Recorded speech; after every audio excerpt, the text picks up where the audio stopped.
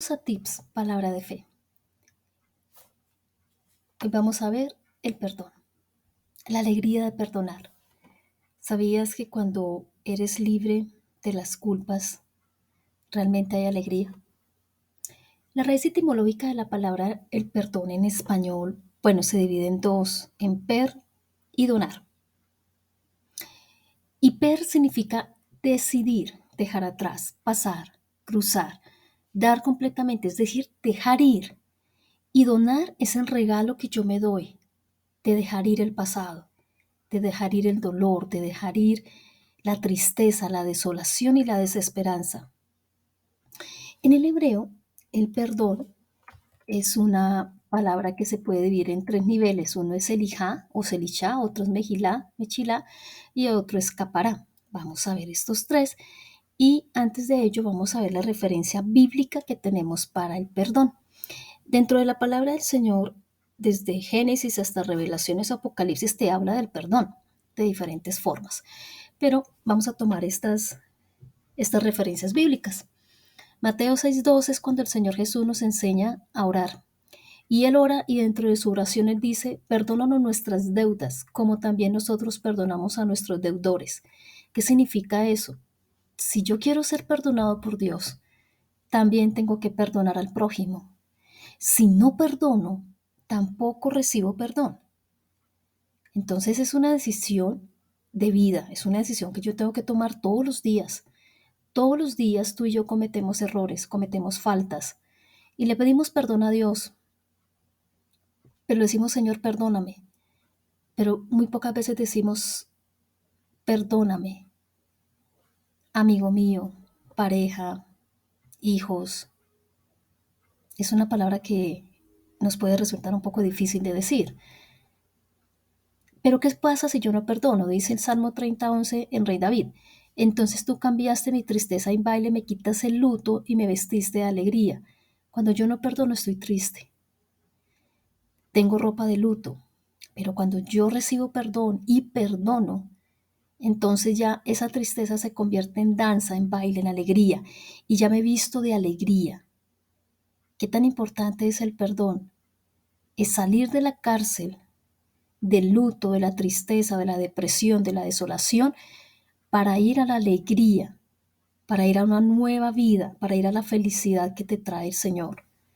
Dice la palabra que yo tengo que reconocer mis errores, porque yo reconozco mis rebeliones y mi pecado está siempre delante de mí, dice en Rey David. Hay que reconocer nuestras equivocaciones, hay que reconocer nuestras faltas, hay que reconocer nuestras rebeliones. Si no las reconozco, el pecado va a estar siempre delante de mí y eso me impide ver al Señor en su grandeza. ¿Por qué me impide verlo? Dice el Salmo 138. Aunque el Señor es grande, poderoso, toma en cuenta a los humildes, pero está lejos de los orgullosos. Cuando yo no me arrepiento, cuando yo no reconozco que me he equivocado, me vuelvo orgullosa. Y el orgullo hace que el Señor me mire de lejos, porque el orgullo es no decir que yo también me equivoco, no reconocer que hay en nosotros pecados y no reconocer que también ofendemos a otros. Y entonces en ese momento yo me creo mejor que el otro, mejor que el prójimo, mejor muchas veces que hasta Dios. Por eso el Señor Jesús cuando estaba en el madero dijo, Padre, perdónalos porque no saben lo que hacen. Y repartieron entre sí sus vestidos echando suertes. El propio Señor en el madero dice, Padre, perdónalos. Siempre la actitud de nuestro Señor ha sido el perdón. Desde la oración, desde los momentos difíciles, desde los momentos en que nosotros creemos que no nos merecemos esa situación, pues el Señor Jesús está en una situación muy difícil en el madero. Y él aún así, desde esa situación tan difícil, dijo, perdónalos, Padre, porque no saben lo que hacen. ¿Qué tanto nosotros perdonamos en momentos de situaciones difíciles donde consideramos que lo que nos está pasando es injusto, que no nos lo merecemos y que deben de actuar de una manera diferente con nosotros? ¿Realmente hemos recapacitado en ello? El perdón es mi decisión de realizarlo cuando yo reconozco que he sido dañado o ofendido por mí mismo, por el prójimo y hasta por Dios. ¿Por qué con Dios? porque resulta que culpamos a Dios de nuestras situaciones, culpamos al Señor de los padres que tuvimos, de la familia que tuvimos, de la escuela que tuvimos, de la ciudad donde vivimos, del esposo que conseguimos, del novio que tenemos, de los hijos que tuvimos, del trabajo que hemos tenido. Culpamos a Dios de todo. Y creemos muchas veces que Dios es tan malo con nosotros y juzgamos a Dios tan severamente que no nos ama, que no nos quiere, que por qué a otros sí da y a mí no, que es importante que reflexionemos sobre lo que pensamos acerca de Dios, acerca del prójimo y acerca de mí mismo para lograr el perdón. Dios no te debe nada, Dios ya te lo dio todo. No culpes a Dios de tus situaciones, revísate, interioriza, mira qué está pasando contigo. Hay niveles de perdón, como decíamos en el hebreo, hay 3 niveles, Selijá o Selichá, como le dicen, y ese es el primer nivel de perdón, que es cuando yo no voy a perdonarlo porque es que si yo perdono, entonces él gana y yo pierdo. Pues eso no se puede. Él no merece mi perdón o ella no merece mi perdón porque lo que me hizo fue tan terrible que no se lo merece. Y no lo hago porque es que si yo lo hago, yo porque tengo que actuar primero si yo fui la ofendida. Y a mí me deben antes es una disculpa. Pero ¿qué sucede? Nos quedamos esperando esto, nos quedamos esperando la disculpa, nos quedamos esperando a que el otro venga y nos pida perdón y resulta que el dolor que tienes en este momento es permanente. Y es un dolor de vivir en el pasado porque estás recordando todo el tiempo lo que te pasó y eso es una limitante para lo que Dios quiere hacer en ti. Y es una limitante para lo que el Señor tiene un propósito contigo. Y no se da ese propósito porque lo detienes por la falta de perdón, porque vives en el pasado queriendo vivir en un presente y en un futuro, pero todo el tiempo vives en el pasado, porque la falta de perdón es vivir en el pasado, es una cárcel.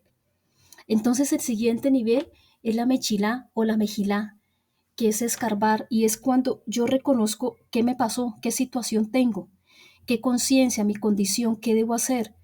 Cuando ya no estoy ocupado todo el tiempo culpando a los demás y entonces llevamos ese dolor a donde quiera que vayamos, se lo contamos a todo el mundo porque queremos que entiendan nuestro dolor. Y en medio de todo ese proceso nuestro cuerpo se va enfermando. Y entonces envenenamos nuestro cuerpo porque hablamos del pasado, porque hablamos del dolor, de la tristeza, de la amargura, de la desolación. Y resulta que a nivel físico mi cuerpo se empieza a enfermar. Entonces no solamente ya estoy enferma desde el interior, sino que ya mi cuerpo físico también se enferma. Y ya tenemos 2 problemas y le aumentamos uno más, vivir en el pasado, lo cual me impide ver lo que Dios tiene para mí. Y en el nivel 3 del perdón es la capará y es reemplazar. Cuando busco entender al otro, busco saber qué fue lo que pasó, ya voy un poco más allá, ya no lo culpo, sino que empiezo a revisar toda la situación y empiezo a revisarme también qué me pasó. Y entonces ya veo al otro que tal vez lo dijo porque no ha podido perdonar igual que yo, tal vez ya empiezo a revisar que esta persona no es tan mala tal vez y que yo dije palabras o me porté de una manera también que hizo que esta persona se comportara de esa forma y entonces ya busco o reparar la relación o ya busco tener paz y entonces ya lo dejo ir y entonces ya lo perdono, ya lo libero y empiezo a reemplazar ese dolor por nuevos sentimientos de amor, de amistad, de agradecimiento cuando la situación ya no pudo mejorar. Entonces agradezco todo este proceso por el que pasé y empiezo a retirar todo esto negativo, todas esas escamas que me producen dolor y empiezo a valorar mi nuevo estado de libertad y a reconocer que aunque como ser humano me equivoco, también tengo el derecho de pedir perdón y de perdonar y de liberarme. La falta de perdón trae enfermedad física y emocional a tu mente, a tu vida, trae amargura, tristeza, desamparo, soledad, miedo, una ira que no puedes controlar, intolerancia y sobre todo odio hacia los demás, que es lo que te envenena a ti. La falta del perdón no envenena a la otra persona, es a ti a quien te envenena y a quien te hace daño. Entonces para eso te invito a hacer esta oración.